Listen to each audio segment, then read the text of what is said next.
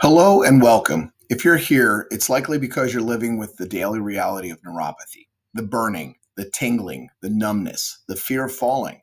And worse, you've probably been told that this is your life now, that you just have to manage it with medications that barely touch the symptoms while the problem gets worse. I'm here to tell you that this is the single biggest lie in modern medicine. Your condition is not a life sentence. The reason your neuropathy is getting worse is because conventional treatments completely ignore the root cause. They're like putting a bucket under a leak in the ceiling instead of fixing the hole in the roof.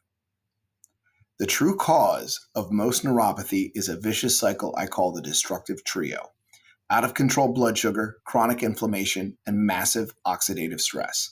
This trio creates a toxic internal environment that is actively strangling your nerves. The medications you've been given to do nothing to stop this, but you can. The power to reverse this is not in the prescription pad, it's in your hands. Tomorrow, I'm going to reveal the number one fuel source for this destructive fire. It's something that is likely in your kitchen right now, and it's not just sugar. Once you remove it, you take the first, most powerful step towards putting out the fire for good.